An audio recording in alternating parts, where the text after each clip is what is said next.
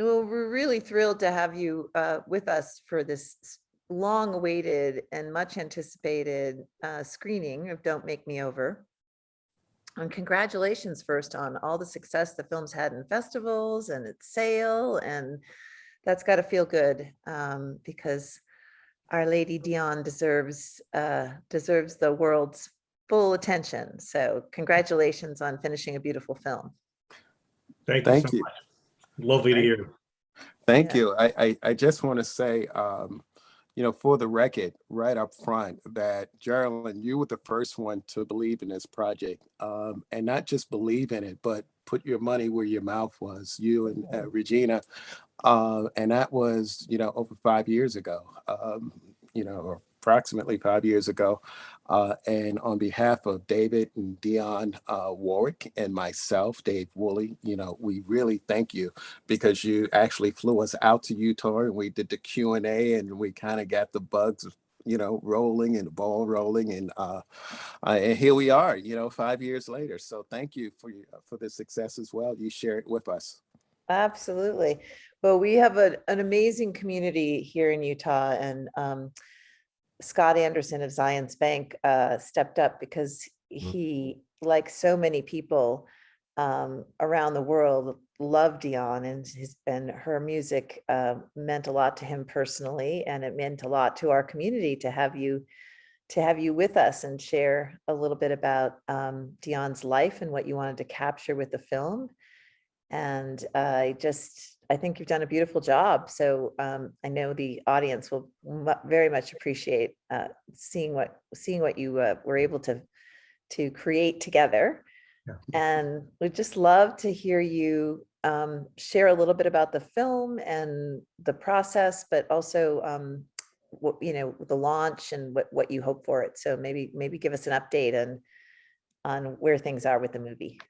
The one thing we can't say is who the distributor is yet. I've been sworn to silence until it's all done. So, but we do have a distributor. That's great. That's great. So we will we'll punt on the when and the who and the how, right. But maybe why don't you just talk a little bit, walk us through the process a little bit. I mean, 5 years is a long time to make a film. You had a great body of work and archive to work with. Mm-hmm. But tell us a little bit about some of the pressure points or the puncture points that you really wanted to highlight in Dionne's life. I'll start off if you don't mind, David. Oh, of course. To me, the whole notion of doing a Dionne Warwick documentary kind of came to me when Dionne and I were working on, I'm the co-author of her autobiography, which, was published by Simon & Schuster. The book is titled My Life as I See It.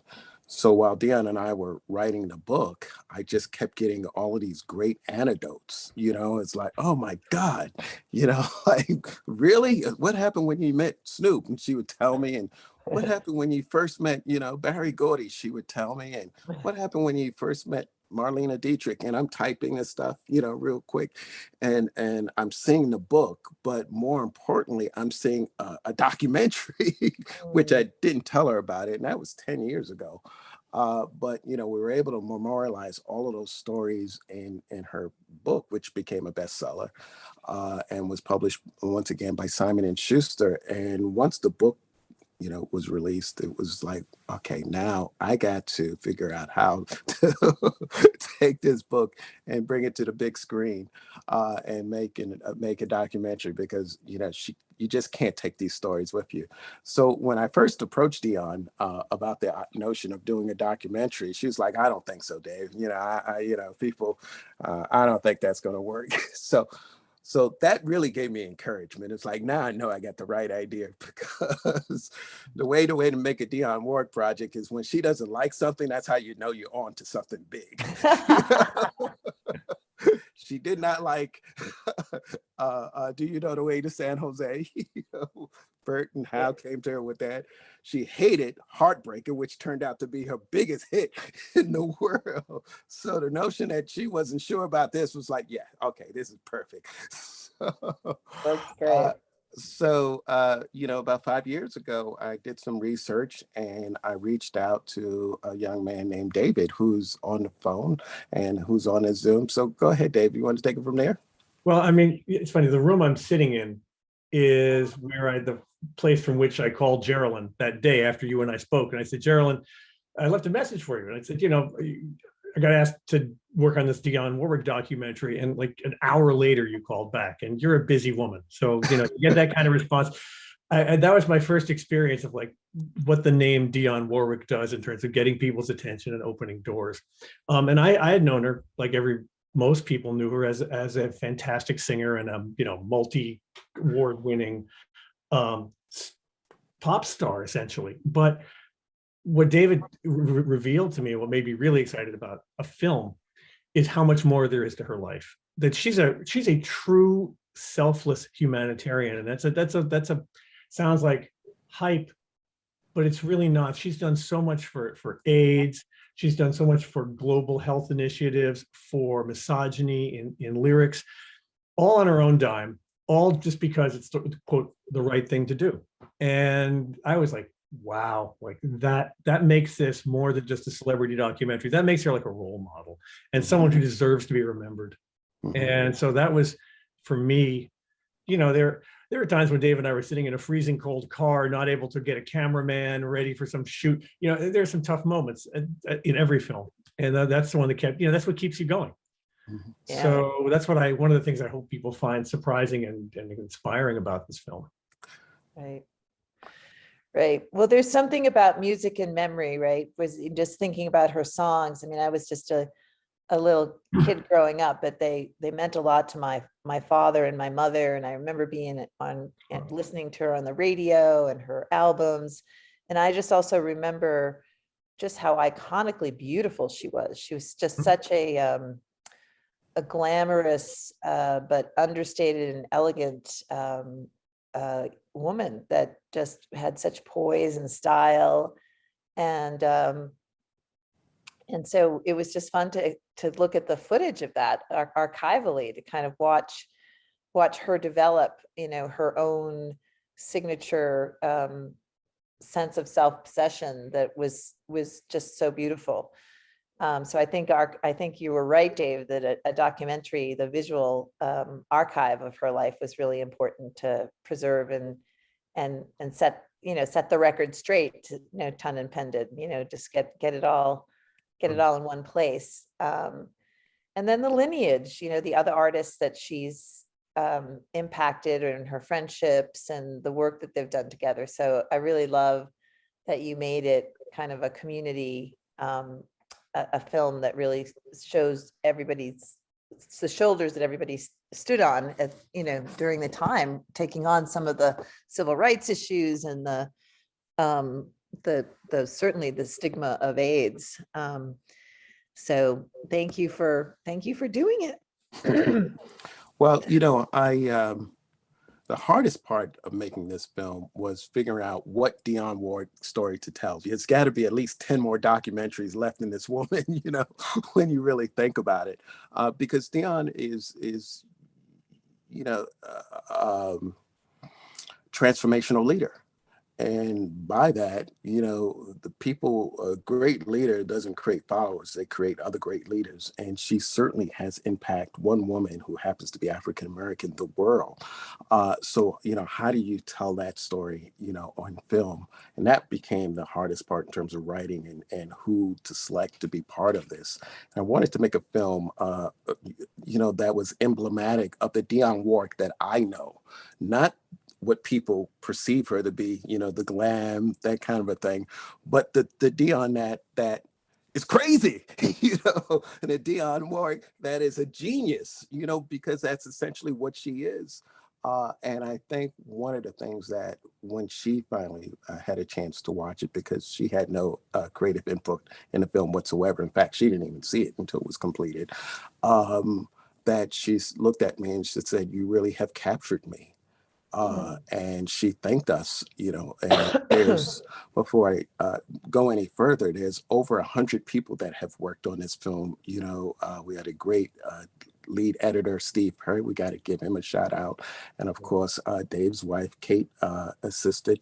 But, you know, there's a whole host of people that came together along with your organization to bring this to fruition.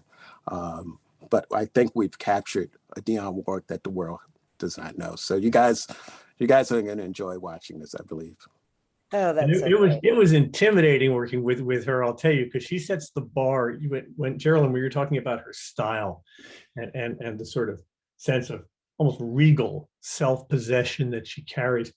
When we were going to do the central interview with her, we went, oh my God, how am I going to, this has to look amazing. It can't just look like a good interview with, so we actually built a soundstage. We rented a huge soundstage in New York and built sets and had for a documentary to do this, very elaborate lighting. It was a 3-camera shoot to capture that sense of glamour and classiness and sheen that she came to represent. And Right. it was, as I say, it was a big lift. For me, it was the most complex documentary shoot I've ever done. Out of all the films we've made, never have I. Actually, we did it with a number of other characters since we had the soundstage, and it was really, really fun. And when Dionne just got up there in the lights, everything just went bing, and it was great.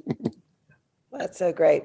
Do you get a sense, Dave, that there was anything that she really wanted to put on record or set the record straight about her life that she was particularly grateful for, or was it just to see it all, kind of composed? I mean, was there anything in writing her autobiography or making this film that you felt like it was really important for the world to know about her, or that she felt like she needed to set straight? I mean, there were so many stories of, having a white woman on the album cover that, and having her be a first crossover artist. But was there anything that she felt really that was important to kind of lay it down in her own words, or if it was important to you to make sure that you accomplished with the film? Well, I think what Dionne is most pleased about is finally there's a piece of artwork that will live on forever and ever and ever, that will represent the truth of Dionne Warwick. And it, there's never been a documentary featured on this woman. So to have all of that on one film, and to recognize the truth, because the film that was our mantra. We have to tell the truth. So I think that's what she enjoys the most, is the fact that we were able to capture the truth and who she really is, not what people perceive her to be, but who she really is. And, having traveled around the world with her, I'm sitting on a plane and she's telling me this story about, Sam Cooke. And she'll just say, well, Sam sent me into the restaurant. I'm like, Sam who? She said, Sam Cooke. I'm like, what? Or I need to call Bill who? Bill Clinton. These are people that are just on a first name basis. So to be able to have a piece of work that I think will live on forever and ever. I think everybody who's been involved with this film will be very, very grateful, not for our generation, but for our kids and for their kids and for their kids. So I think Dionne is most pleased about that. That's great. That's great. Well, I love that you are able to not only acknowledge her roots, her family roots with music and the church, but also her relationship with Burt. And she had some very, very special partners that really kind of cultivated a unique voice and style, but she also had her own roots and style. And do you feel like she ever felt like she could integrate those or be the author of those, like in a more, not contributing way, but sort of, do you feel like there's a part of her life that she began to then really take ownership of her voice and what she wanted to say? Because for such a long time she was that voice was not only controlled and managed, but it had to keep popping. It had to keep breaking the next barrier, and then in the next song, and her following in Europe. I mean, she has such a big, rich life. And I feel like we got to hear from her in her own words what she wanted to say about that, which I thought was really beautiful. One of the things I think that makes Dionne more than just a hit maker, because yeah, obviously I have a long history with her, but if she wasn't the subject matter for making a compelling documentary film, I would have looked for somebody else to do this. I mean, it really came down to telling her story, because it's more than just hits. But for her to take all of those hits, remember, Dionne is one of the most charted female vocalist artists of all time. But her to take at the peak of her career and then put that on the line for social issues, HIV, and then donate in perpetuity all of her royalties, 100%. You're talking about tens of millions of dollars to go and fight an issue that people didn't even want to talk about. That's when I start talking about Dionne being a transformational leader. That's what a leader does. And to this day, she's still on the forefront of fighting for AIDS, but not just AIDS, segregation, women rights. There's so many different components to this woman that almost when you really watch the film, you realize the music is like secondary. It's not even what drives her. It's just so It's her channel. exactly. It's her channel. Yeah. David, you want to add to that? I mean, no, except that I hope when people watch the film, they pay special attention to one song that I didn't know. Turns out it was a big hit of hers, called "Windows of the World." I think it's. She says it's one of her personal favorites, but I think it expresses a lot of the sort of wisdom that she carries around with her. She's seen a lot. This is someone who, at 80 years old, has been a star kind of longer than anybody I can think of. I mean, she has survived it all. She has seen it all. She's watched her career go up and down with fashions. Windows of the World has this sort of stepping back from it all kind of wisdom to it, and I hope that people feel that in her. It's when as I got to know her a little bit, not nearly as well as Dave knows her, but she has a sage quality about her, and I think that song captures something about it more than almost any other song that she does. At least I love it. So little anecdote. That's so wonderful. Well, I really hope that the film does exactly what you said, has a very long life. I know it will be dazzling for audiences, and I hope people get to see it on the big screen as well. So do you have any other festival life that you're continuing on, or are you just wrapping up distribution right now? Before I forget, the other part of this film, which we're all thrilled, is Dionne is not an oldie but goodie Zax. I mean, you're talking about a woman who has over a 60-year career, but how does that woman who's 81 years old become the queen of Twitter? How does that happen? Yeah, that was great. That was great. Yeah. Tell that story. It's really fun because you had your premiere at Toronto. And there was all sorts of concerns about COVID and in person, right. and yet the tell the story about the little love fest going on with Toronto and Dionne. Well, again, she went up to Toronto. We had about, I think, 3 standing ovations after it had its world premiere. But for her to become the queen of Twitter. And then she took over Toronto's Twitter account. Just unbelievable. And a lot of people think it's somebody else doing her tweets, but that's Dionne on her phone doing her tweets. But once again, she is just as relevant today as she was back in the 60s. So that's the arc of this whole film. It's like, and she still is relevant. And, there's a ... we should have at the end of the film because it's not completed. Yeah, we have a couple more film festivals. We're thrilled about your festival here, and thank you again for having us here. It's full circle. We're going to close out at Santa Barbara Film Festival in March. We're wrapping up our distribution deal, which we're excited to be able to announce in a few weeks here. And thanks to you and your team for supporting us through that journey. But more importantly, the world will now get to see what you and I and David and Regina and, started 6 years ago. So I'm thrilled. I mean, I really am thrilled. I am so happy. Oh, good. And I know that, we'll be happy for many, many years to come.